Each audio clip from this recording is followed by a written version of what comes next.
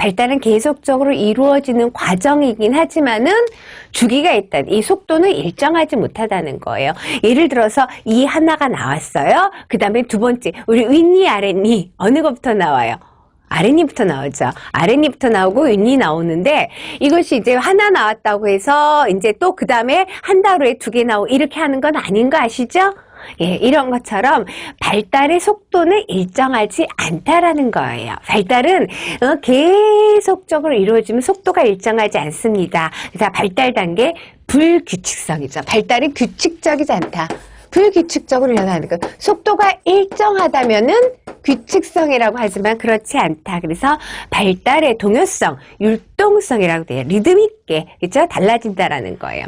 자, 발달의 주기성, 그 다음에 발달의 연속성을 이야기하고 있죠. 발달은 계속적인 과정이라고 이야기를 했습니다. 그러니까는 발달은 갑자기 팍 비약적으로 일어나는 것이 아니라 연속적이 점차 보이지 않지 이렇게 이루어지는 것입니다. 그러니까는 이전 발달 단계가 이후 발달에 대해 기초가 된다라는 거예요. 아까 앉지 못하면 걷지 못한다라고 했죠. 기초가 있어야 된다는 거예요. 아이들 영양 섭취를 왜 중요하게 생각해? 기초가 나중에 극복하기 힘들다기 때문에 얘기했죠. 그래서 이전 발달 단계가 이후 발달 단계에 영향이 있다. 그렇죠? 그래서 과거 항상 연결을 가지고 발달한다.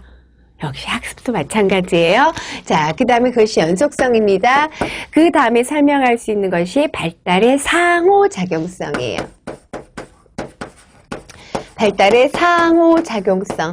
상호작용성이라는 것은 뭐예요? 자, 좀 전에 얘기했어요. 우리가 성숙과 학습이란 용어를 갖다가 규정을 해봤어요. 성숙이라는 건 유기체 내부에서 신경생리학적 변화. 그쵸? 그 다음에 이제 생화학적인 변화, 신경적인 변화, 생화학적 변화를 성숙이라고 얘기했어요. 질적인 측면에 초점을 맞춘 것. 학습이라는 것은 경험이나 연습의 결과로 나타난 비교적 지속적인 행동의 변화를 이야기하고 있습니다. 근데 이제 발달은 이런 성숙과 학습의 상호작용 결과라는 거죠. 그러니까 성숙은 생물학적 성장이라고 했어요. 생물학적 성장 결과고 학습은 경험이나 연습, 이거의 결과로 나타나는데 이것이 서로 상호작용하면서 발달이 이루어진다 설명될 수 있습니다. 자, 그 다음에 발달의 개별성을 이야기하고 있죠. 이 6번째 발달의 개별성. 개별성이라는 것은 발달에는 개인차가 있다라는 거예요. 당연히 개인차 있지. 여러 가지 발달 개인차 있어요. 그런데 개인 간의 차이뿐만 아니라 개인 내적인 차이도 있다라는 거예요. 그것이 이제 발달의 개별성이 되겠습니다. 내 안에서도 예를 들어서 신체 발달은 빠른데 정신적인 발달이 느릴 수가 있고요.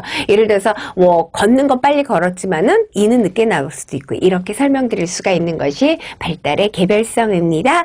자, 그 다음에 예언할 수 있을 것 같기도 한데 안 되는 것이 예언 곤란성이죠.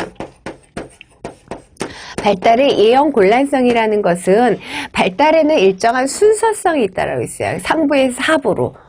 중심에서 말초로, 그쵸? 그 다음에 어떻게 전체에서 부분을 발달해. 이거는 맞아요. 이거는 맞는데, 그러니까 그것은 예측 가능하다는 거죠. 그러니까 이 나는 순서라든가, 뭐 개구리 뒷다리가 쑥, 앞다리가 쑥 나오는, 이거는 예측 가능하게 되겠지만은, 우리가 인간의 성장함에 따라 다양하게 그것만 나타나는 것이 아니라 신체적인 것만 발달이 아니잖아요. 그러니까 이것이 이제 성장함에 따라 여러 가지 환경적에서 주는 여러 가지 자극에 의해서 여러 가지 변이들이 작용하기 때문에 발달로 이 예측이 점점 불가능해진다는 것이 발달의 예언 곤란성입니다. 다시 말하면 이건 발달의 원래 맥코넬의 발달의 원래 순서성, 분화통합성, 그 다음에 주기성, 연속성, 상호작용성, 개별성, 예언 곤란성 각각의 의미가 무엇인지 알아두시면 되겠습니다.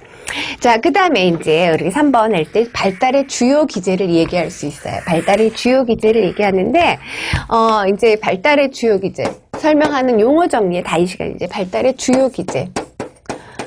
발달에서 이제 나타난 주요 기제가 뭐냐?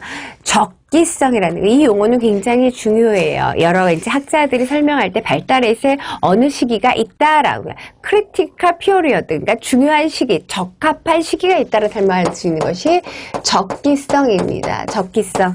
그래서 이제 모든 발달에는 단계가 있고 그 단계에 맞는 과업이 있다라는 거예요.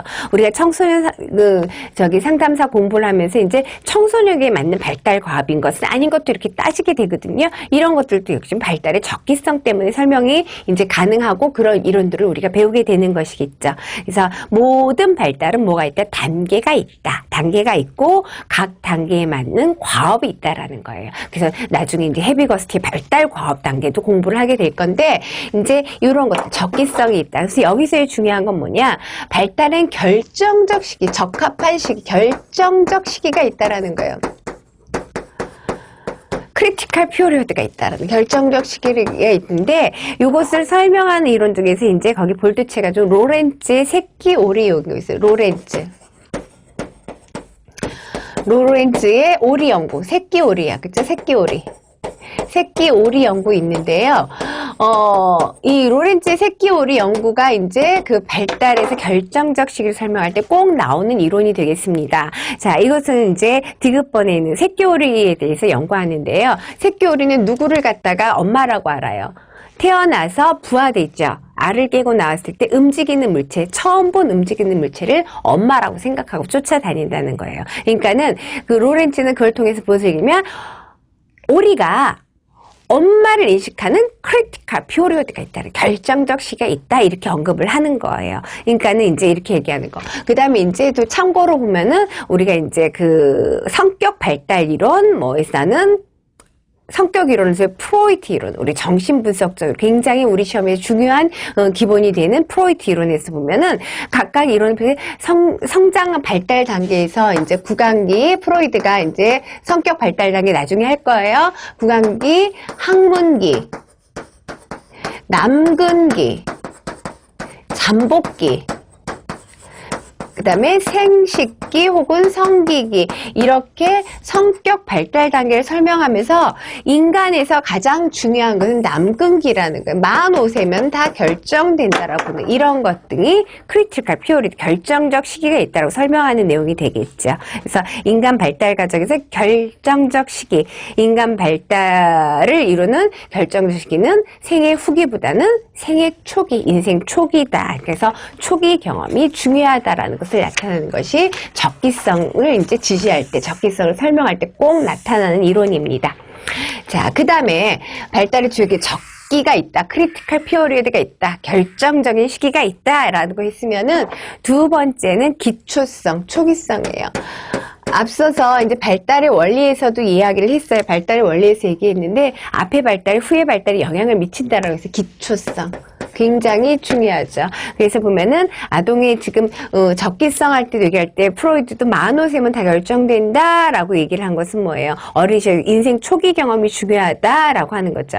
그래서 많은 학자들이 어린 시절 유아기의 경험 굉장히 중요하다고 얘기를 하고 있습니다. 근데 이제 프로이드가 비판받는 것은 딱 그때 결정된다라고 보는 이 자체가 문제가 된다라는 거죠. 인간은 능동적이기 때문에 나중에 변화가는 걸 고려하지 않은 것이 비판되지만은 그럼에도 불구하고 많은 학자들이 어린 시절 유아기는 굉장히 중요해요. 여러 가지 신체 발달뿐만 아니라 정서 발달, 여러 가지 인지 발달, 여러 가지의 어린 시절이 중요하다는 거예요. 그래서 아동 초기 경험, 유아기의 경험이 후기 발달에 영향을 미친다라는 거예요. 그래서 일례로 이제 브룸은 이제 그 난자와 정자만 수태에서 4세 이를 때까지, 그러니까 태아 때부터 지능이 발달한다는 거죠. 만 4세 이를 때 지능의 약 50%가 다 발달된다는 거예요. 그리고 나서 이제 8살 때면 거의 80%가 지능이 완성이 되고 그 후에 이제 나머지가 이제 조금 보완된다라고 하는 것이 브룸의 연구예요. 그러니까 어찌 보니까 인생 초기에 8살 때쯤 되면은 내가 갖고 있는 지능이 80%가 완성된다. 그러니까 이 초기가 굉장히 중요하다 설명하는 거죠. 그 다음에 이제 할로의 접촉 위한 실험은요, 이제 할로가 이제 애착 실험하는 거예요. 원숭이, 새끼 원숭이가 얼마만큼 어미 원숭이한테 애착을 갖느냐, 이 실험을 한 건데, 발달 초기에 이제 이걸 통해서 새끼 원숭이가 어미 원숭이한테 어떻게 애착을 보이냐, 뭐 헝겊을 싼 원숭이, 철사를 막 한 원숭이에서 이제 좀 잔인하게 실험을 해요. 애증이 아니지, 애착을 실험하는데, 사랑을 실험하는데 좀 잔인한 방법을 동원한 것이 할로입니다. 그래서 여기서 보면은 어머니와 유아관계, 어린 시절 때 신체적 접촉이 굉장히 중요하다라는 거죠. 그래서 이런 신체적 그 접촉을 통한 모성 보호가 사회성 발달에 중요한 영향을 준다라고 설명을 하는 것이 이제 접촉 위한 실험이에요. 그러니까 어려서 많이 사랑을 받았어야지만 나중에 사회적 관계, 사람한테 사랑을 주기도 할 수 있다라는 그런 맥락입니다.